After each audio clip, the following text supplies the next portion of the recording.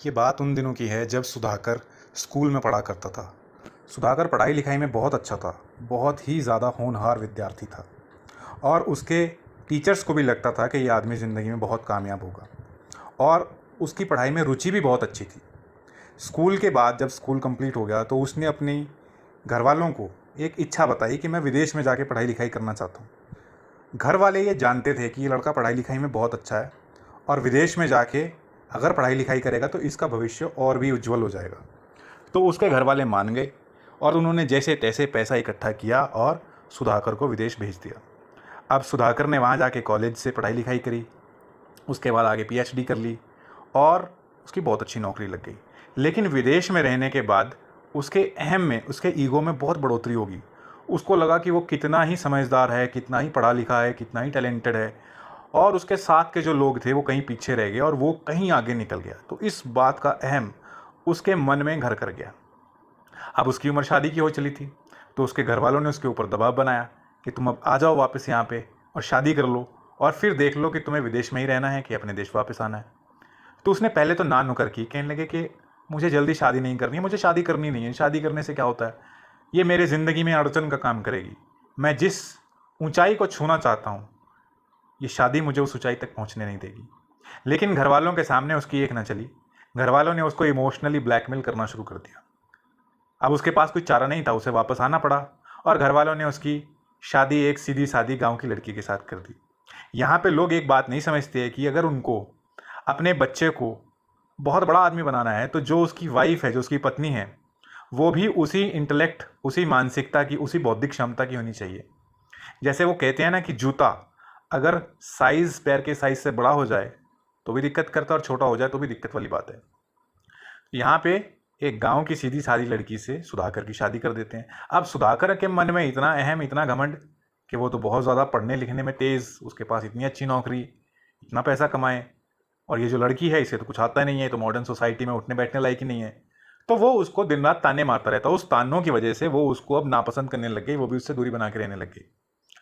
और ये जो अहम था, ये उसकी नौकरी में, दफ्तर में, क्लाइंट्स के सामने भी जाने अनजाने सामने आ जाता। जब उसके सामने कोई बात करता तो वो उसको बोलने का मौका ही नहीं देता। वो उसकी बात काट के अपनी बात को बड़ी करके दिखाने की कोशिश करता, जिस वजह से उसके साथ काम करने वाले लोग भी उसको नापसंद करने लग गए और धीरे धीरे उसके यार दोस्त भी उससे दूरी बनाने लग गए। तो यूं ही वक्त निकलता गया, कैसे न कैसे वो खुद को समझाता रहा कि मेरे पास सब कुछ है, मेरे पास पैसा है, मेरे पास गाड़ी है। लेकिन सब कुछ होने के बावजूद भी उसके पास खुशी नहीं थी। कोई उससे बात नहीं करता, कोई उसका दोस्त नहीं, कोई कुछ नहीं। तो एक बार उसके पिताजी की तबीयत बहुत ख़राब हो गई और उन्होंने उसको गांव बुला लिया। उन्होंने कहा कि तू गांव आ जा, अब आगे पता नहीं कितना जीवन है, नहीं है, अब अगर तुझे मिलना है तो आखिरी बार मिल जा। तो उसको लगा कि चलो अब शायद ये उनका आखिरी वक्त है तो मिल के आना चाहिए, क्योंकि आगे अब पता नहीं फिर मुलाकात कभी हो पाएगी कि नहीं हो पाएगी। तो वो गाँव चले गया अपनी पत्नी के साथ। जब वो गाँव गया तो वहीं पे उसी गाँव में उनके गुरुजी आए हुए थे। तो उसके पिताजी ने बताया कि ये हमारे गुरुजी हैं, जब भी कोई दुख तकलीफ होती है, जब भी कोई समस्या होती है तो हम इनसे बातचीत करते हैं, ये हमारे सभी समस्याओं का समाधान कर देते हैं। तो जब उसके पिताजी ने सुधाकर को बताया तो सुधाकर के मन में एक इच्छा जागी। उसे लगा कि मेरे जीवन में कुछ भी सही नहीं चल रहा है, सही होते हुए भी कुछ भी सही नहीं है। तो चलो देख लेते हैं गुरुजी के पास जाके क्या कहते हैं, क्या बात का जवाब देते हैं। तो उसने अपने घर वालों से गुरुजी से मिलने की इच्छा जताई। घर वालों ने कहा कोई बात नहीं, तुम शाम को चले जाना गुरुजी के पास, गुरुजी शाम को भक्तों के, शिष्यों के प्रश्नों का जवाब देते हैं। तो सुधाकर शाम को तैयार होके उनके पास चले गया। जब उनके पास गया तो सुधाकर ने उनसे कहा गुरुजी से कि गुरुजी, मुझे आपसे अकेले में बात करनी है, अगर आपको कोई दिक्कत ना हो। मैं जो सवाल पूछना चाहता हूँ वो सबके सामने नहीं पूछ सकता, मुझे थोड़ी सी झिझक होती है। अब गुरुजी समझ गए कि बड़ा आदमी है, अकेले में ही बात करना चाहेगा, लोगों के सामने इसको झिझक होती है। तो गुरुजी ने कहा कोई बात नहीं, तुम कल सुबह आना।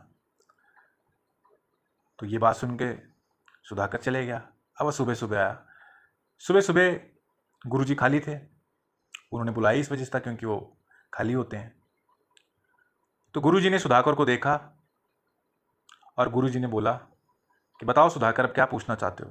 क्या है तुम्हारे मन की दुविधा? जो भी तुम्हारे मन में सवाल जवाब है तुम पूछ सकते हो।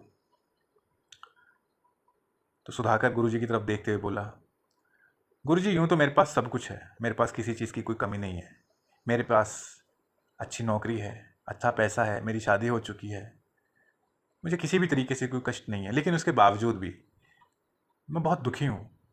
उसका कारण मुझे समझ नहीं आया। अगर आप मुझे इस कारण का निवारण बता दें तो मेरी ज़िंदगी आसान हो जाएगी। तो गुरुजी ने उससे एक सवाल पूछा सुधाकर से, सुधाकर क्या तुमको अध्यात्म और भौतिकतावाद में फ़र्क समझ में आता है? सुधाकर के पास कोई जवाब नहीं था। सुधाकर सोचने लगा, यहाँ पे तो मैं सवाल पूछने आया था, गुरुजी तो मुझसे ही सवाल जवाब करने लग गए। क्या जवाब दूँ? मैंने तो कभी इस बारे में सोचा भी नहीं। तो बहुत ही झिझकते हुए, शर्माते हुए, थोड़ी शर्मिंदगी के साथ भी कि उसको जवाब नहीं आता था, सुधाकर ने गुरुजी से कहा, गुरुजी मुझे इस सवाल का जवाब ठीक ठीक नहीं आता है, या यूँ कह लीजिए मुझे बिल्कुल ही नहीं पता। मैं कभी अध्यात्मवाद या स्पिरिचुअलिटी की तरफ गया ही नहीं, तो मुझे कुछ इसका अंदाज़ा ही नहीं है। अगर आप मुझे मार्गदर्शन करेंगे तो मुझे बहुत खुशी होगी। तो गुरुजी ने कहा, तुम्हारे सवाल का जवाब इसी में अटका पड़ा है, तुम्हारी परेशानियों का जो निवारण है इसी चीज़ में अटका पड़ा है। तो सुधाकर ने कहा, गुरुजी थोड़ा सा विस्तार पूर्वक बताएं ताकि मैं समझ पाऊँ, मुझे इस विषय में कोई जानकारी है ही नहीं। तो गुरुजी ने इसे समझाना शुरू किया। गुरुजी ने कहा कि अच्छा मुझे ये बताओ कि व्यक्ति किस चीज़ की खोज में रहता है, किस चीज़ के पीछे वो सारी ज़िंदगी दौड़ धूप करता है, भागता रहता है, क्या चाहिए उसको? सुधाकर ने सवाल सुना और सोचने लगा, और फिर उसने जवाब दिया, गुरुजी सुख। जहाँ तक मुझे लगता है कि व्यक्ति सुख की तलाश में ही सारी भाग दौड़ करता है। क्या मेरा जवाब सही है? तो गुरुजी ने कहा, बिल्कुल सही, इसमें कोई शक नहीं है कि सुख के पीछे ही व्यक्ति सारा दिन दौड़ता भागता रहता है, लेकिन फिर भी सुख नहीं मिलता। जानते हो क्यों? सुधाकर ने कहा, नहीं गुरुजी मुझे नहीं मालूम इसका।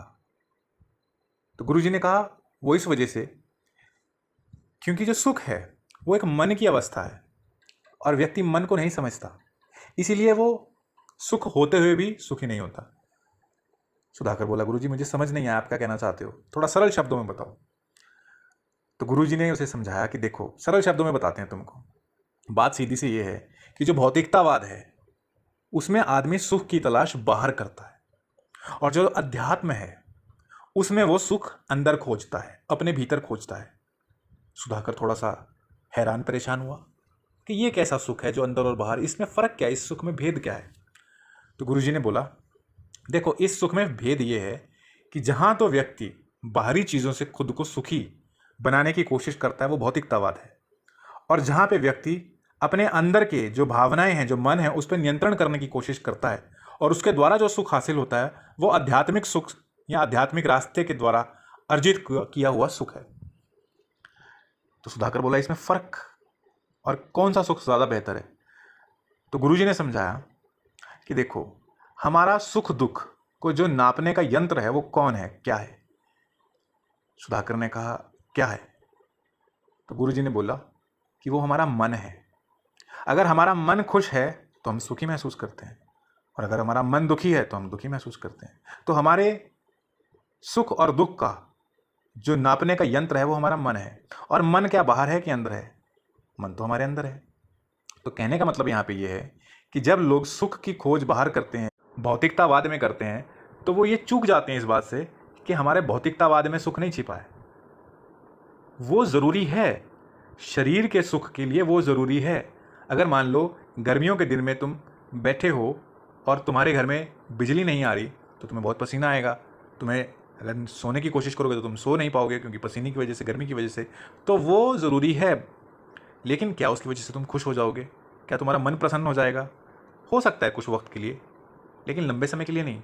लेकिन अगर तुम्हारे मन में कोई खुशी है, मान लीजिए तुम्हारे पास बहुत महंगी गाड़ी है, हर तरीके की सुविधा है, लेकिन तुम्हारे मन में कोई रिग्रेट है, कोई पछतावा है किसी बात को लेके अपराध बोध है, तो तुम्हारे पास सब कुछ होने के बावजूद भी क्या तुम खुश महसूस कर पाओगे?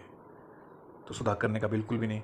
और मान लो गुरुजी ने कहा कि तुम्हारे पास कोई सुख सुविधा नहीं है, लेकिन तुम्हारे मन में एक संतोष का भाव है कि तुमने ज़िंदगी में कभी किसी का बुरा नहीं किया, तुमने जब भी ज़रूरत पड़ी किसी के काम आ सके तो तुम काम आए, तो तुम्हारे मन में एक संतोष का भाव है। तुम्हारे पास सुख सुविधा के लिए बहुत कुछ नहीं है, लेकिन तुम्हारे मन में एक संतोष का भाव है, तो सुख सुविधा के अभाव में क्या तुम सुख महसूस कर पाओगे कि नहीं? तो सुधाकर ने कुछ सोचा और बोला कि बिल्कुल मैं सुख महसूस कर पाऊंगा, मुझे अच्छा लगेगा। हाँ, वो जो सुविधा नहीं होगी मुझे सांसारिक सुविधा या शारीरिक सुख के लिए, वो बहुत थोड़ी सी होगी, लेकिन जो मेरे अंदर की खुशी होगी वो ज़्यादा होगी। गुरुजी ने इस चीज़ को थोड़ा और एक्सप्लेन किया। उन्होंने कहा कि मान लो तुमने कहीं चोरी ठगी करी और तुमने करोड़ों रुपए का गबन कर दिया और तुमने करोड़ों रुपए ठगी से कमा लिए, लेकिन तुम्हारे मन मस्तिष्क में तो एक बात चलेगी ना कि कहीं पुलिस आ गई, किसी ने पकड़ लिया, उठा के ले गई, फिर क्या तुम चैन से सो पाओगे? सुधाकर बोला बिल्कुल भी नहीं सो पाऊंगा। तो इसमें क्या हुआ? इसमें तुम्हारे पास भौतिकतावाद का सुख तो है, लेकिन आध्यात्मिक सुख नहीं है। तो यहां पे इस बात का निष्कर्ष निकलता है कि आध्यात्मिक सुख ही सर्वोपरि सुख है, जो कि लंबे समय तक ठहरता है। और वो सुख मिलता है जब आप अच्छे कर्म करते हैं, जब आप अपने क्रोध पे नियंत्रण करते हैं, जब आप अपने लालच पे नियंत्रण करते हैं, जब आप अपने कर्मों पे ध्यान देते हैं कि आप क्या कर रहे हो, उससे आने वाले दौर में, आने वाले वक्त में उसका क्या कर्म फल निर्धारित होता है, निर्मित होता है। और मैं तुमको बता सकता हूं कि तुम दुखी इस वजह से हो क्योंकि तुम्हारा अहम तुम्हारे सिर चढ़ के बोलता है, तुम्हारा लालच, तुम्हारा क्रोध, ये तुम्हारे आध्यात्मिक सुख में बाधा का काम करते हैं। अगर वाकई में तुम आध्यात्मिक तौर पे भी सुखी होना चाहते हो तो अपने काम, क्रोध, मोह, माया, लोभ, अहम, डर, इन भावनात्मक विकारों के ऊपर तुम्हें काम करना पड़ेगा, इनको नियंत्रण में करना पड़ेगा। और जब ये चीजें तुम्हारे नियंत्रण में हो जाएंगी तो फिर तुम आध्यात्मिक सुख की अनुभूति कर पाओगे। तब तुम्हारे व्यवहार में शीतलता आ जाएगी, एक ग्रेटिट्यूड का भाव आ जाएगा, एक थैंकफुलनेस का भाव आ जाएगा। तो तुम अपने आप ही ये जिस उधेड़ बुन में लगे रहते हो, इससे बाहर निकल आओगे। तो जब ये सब बातें सुनी सुधाकर ने, तो उसको समझ में आ गया वो गलती क्या कर रहा था। वो गलती ये कर रहा था कि उसको लग रहा था कि उसके पास पैसा सब कुछ है, इसलिए लोग उसके गुलाम हैं और लोग उसकी सुनेंगे। लेकिन अब उसको समझ में आ गया कि असली सुख आध्यात्मिक सुख है, और इसके लिए उसको अपने ऊपर काम करना पड़ेगा। इसका मतलब है कि अपने अहम के ऊपर काम करना पड़ेगा, और जैसे ही वो अपने अहम को जीत लेगा तो उसके रिश्ते दूसरों के साथ भी बेहतर हो जाएंगे।